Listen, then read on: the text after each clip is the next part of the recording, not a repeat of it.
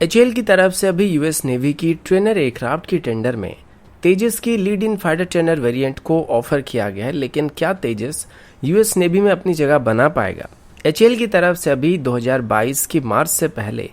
तेजस MK-1A की पहली unit को तैयार करने की वादा करने के बाद भी आखिर किस वजह से तेजस MK-1A की डिलीवरी डिले होने वाला है? अफगानिस्तान को डायरेक्ट मिलिट्री सपोर्ट ना देने के बाद भी भारत की तरफ से अभी तालिबान को किस तरीके से एक इनडायरेक्ट झटका दिया गया है? जापान की तरफ से अब एक ऐसी फाइटर जेट को डेवलप किया जा रहा है जिसमें F-22 रैप्टर और F-35 दोनों की खूबियां मौजूद होने वाला है। और अंत में महीनों से पेंडिंग पड़ा हुआ AK-203 राइफल की डील को अभी फाइनली आगे बढ़ाने का फैसला किया गया है। नमस्कार दोस्तों, मेरा नाम है अंशुमन नायक और आप सभी का बहुत बहुत स्वागत है इंडियन डिफेंस न्यूज के डिफेंस टॉक सीरीज में, जहां पर हम रोज नए नए डिफेंस अपडेट्स के बारे में बात करते हैं। तो चलिए देर न करते हुए आज की वीडियो शुरू करते हैं।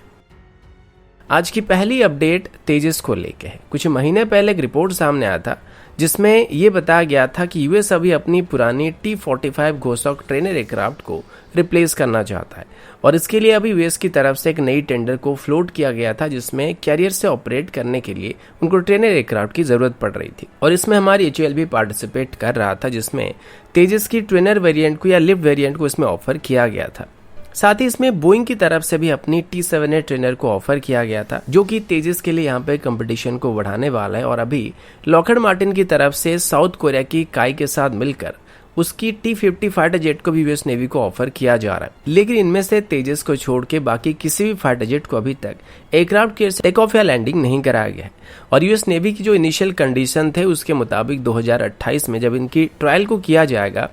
तब ये जेट यूएस की कैरियर से ऑपरेट करने लायक होने चाहिए, यानी कि एयरक्राफ्ट कैरियर से बोथ टेक ऑफ करने चाहिए या फिर लैंड करने चाहिए। अब तेजस की बात करें तो तेजस को पहले से INS विक्रमादित्य से ऑपरेट किया जा चुका है, मतलब ये आसानी से यूएस की कैरियर से ऑपरेट कर सकता है। पर यूएस नेवी के पास जो कैरियर मौजूद है उन सभी में एयरक्राफ्ट को लॉन्च करने के लिए कैटेपल्ट सिस्टम का इस्तेमाल होता है, जिस वजह से किसी भी एयरक्राफ्ट को उनमें से लॉन्च करने में कोई दिक्कत नहीं होने वाला है। पर बाकी जितने भी अल्टरनेटिव यहाँ पे यूएस नेवी को ऑफर किया गया उन सभी के मुकाबले तेजस यहाँ पे थोड़ा सस्ता पड़ने वाला है, जबकि एवियोनिक्स के मामले में भी अपने बाकी किसी भी वेस्टर्न एयरक्राफ्ट के मुकाबले थोड़ा सा भी पीछे नहीं होने वाला। लेकिन फिर भी जो वेस्टर्न मीडिया है वो तेजस को लेके इतना ज्यादा इंटरेस्ट नहीं दिखा रहा है और उनमें तेजस के बदले अभी T-55 या बोइंग की T-7A ट्रेनर को लेके ज्यादा अहमियत दिया जा रहा है। अगला अपडेट तेजस MK-1A को लेके। अब तेजस MK-1A को लेके भी कुछ अच्छी खबर है और कुछ बुरी खबर है। अच्छी खबर ये है कि एचएएल की तरफ से अभी ये बताया गया कि 2022 की मार्च से पहले तेजस MK-1A की पहली टेस्ट फ्लाइट को करने का प्लान किया जा चुका है और एचएएल की तरफ से अभी ये डेडलाइन रखा गया, यानी कि कुछ भी हो जाए लेकिन 2022 की मार्च तक तेजस MK-1A की पहली टेस्ट फ्लाइट को कंप्लीट कर दिया जाएगा। अभी लगभग तेजस MK-1A डील को फाइनल हुए लगभग 4 से 6 महीना हो चुका है, क्योंकि एरो इंडिया शो के दौरान इसको फाइनल किया गया था और अभी एचएएल की तरफ से एक हफ्ते के अंदर ही जनरल इलेक्ट्रिक के साथ लगभग 99 एरो इंजन को खरीदने के लिए एक डील को फाइनल किया जाएगा, जिन इंजन को आगे चल के तेजस MK-1A में इस्तेमाल किया जाएगा। अभी टोटल 99 इंजन के लिए जनरल इलेक्ट्रिक के साथ लगभग $700 मिलियन के कॉन्ट्रैक्ट को फाइनल किया जा चुका है और इससे पहले वो थोड़ा ज्यादा मांग रहे थे, जिस वजह से सिर्फ प्राइस को लेकर यहाँ पे 18 से 19 बार नेगोशिएशन किया जा चुका था और अभी वो लगभग इन इंजन की प्राइस को 20% के आसपास रिड्यूस करने के लिए राजी हो गए हैं। अभी तेजस MK-1A को बनाने से पहले कुछ चीजों को सर्टिफाई करना काफी जरूरी है,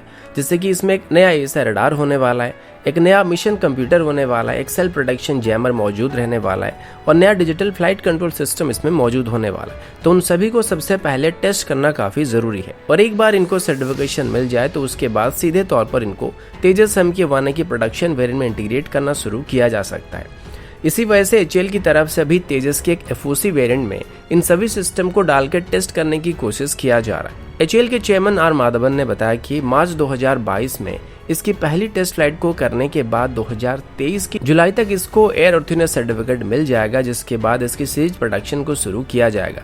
और इसी वजह से तेजस MK-1A की जो पहली एयरक्राफ्ट होने वाली है उसको मार्च 2024 के आसपास इंडियन एयरफोर्स को डिलीवर किया जाएगा, जिसके बाद सभी 83 तेजस MK-1A को 2029 तक इंडियन एयरफोर्स को डिलीवर कर दिया जाएगा। और जिस बुरी खबर की बात मैं कर रहा था वो यही चीज था, क्योंकि आपने सुना होगा कि एचएएल की तरफ से पहले 2-3 सालों से बोला जा रहा है कि 2021 से 2022 के बीच उनकी प्रोडक्शन कैपेसिटी 16 से 24 जेट तक होने वाली है, लेकिन अभी वो बता रहे हैं कि 2024 में वो सिर्फ 2 ही तेजस MK-1A को इंडियन एयरफोर्स को डिलीवर करेंगे, फिर 2025 में 8 तेजस MK-1A को डिलीवर करेंगे, जिसके बाद वो साल में 14 से 16 एयरक्राफ्ट को इंडियन एयरफोर्स को डिलीवर कर पाएंगे। यानी कि 2025 तक भी ये साल में 16 एयरक्राफ्ट को मैन्युफैक्चर नहीं करने वाले। और अगर ये इतना ही स्लो चलते रहेंगे तो आप सोच सकते हैं कि तेजस MK-2 की डिलीवरी कब तक स्टार्ट किया जाएगा या फिर MK की डिलीवरी कब तक शुरू कर पाएंगे।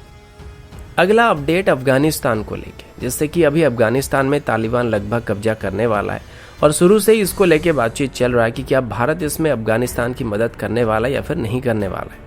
आज इसको लेके INS की तरफ से एक रिपोर्ट को पब्लिश किया गया था, जिसमें ये बताया गया कि भारत की तरफ से अभी ये डिसीजन लिया गया कि अगर तालिबान अफगानिस्तान पर कब्जा कर लेता है और अपनी पावर की मदद से वहां पर सरकार बनाने की कोशिश करता है तो भारत उस सरकार को स्वीकार नहीं करने वाला है। अब इसमें भारत अकेले नहीं बल्कि इसमें भारत के साथ 11 और देश भी शामिल हो चुके हैं, जो कि इस बात का समर्थन भी कर रहे हैं। साथ ही इसमें US और कतर जैसे देश भी शामिल हो चुके हैं। इसमें अभी US की तरफ से एक मीटिंग को बुलाया गया था, जिसमें भारत भी शामिल हुआ था और US की स्टेट डिपार्टमेंट की तरफ से भी बताया गया है कि तालिबान की तरफ से US के साथ जो ट्रीटी को साइन किया गया था वो इसका पालन नहीं कर रहे और वो उसको तोड़ के अभी अफगानिस्तान के फोर्सेस के ऊपर हमला करते जा रहे हैं और जबरदस्ती अफगानिस्तान के ऊपर कब्जा करने की कोशिश कर रहे हैं। इसी वजह से यूनाइटेड स्टेट अभी अफगानिस्तान में जो जोर जबरदस्ती सरकार बनाने की कोशिश किया जा रहा है उसको ना मानने का फैसला किया गया है। और साथ ही US की तरफ से अभी ये भी बताया गया कि जो ट्रूप्स अभी अफगानिस्तान से वो वापस ले रहा था, अभी वो दोबारा अपनी ट्रूप्स को वहां पे डिप्लॉय करने वाले हैं और यूनाइटेड स्टेट अभी लगभग 3000 जवानों को अफगानिस्तान में वापस डिप्लॉय करने वाला है, जो कि अफगानिस्तान की फोर्सेस को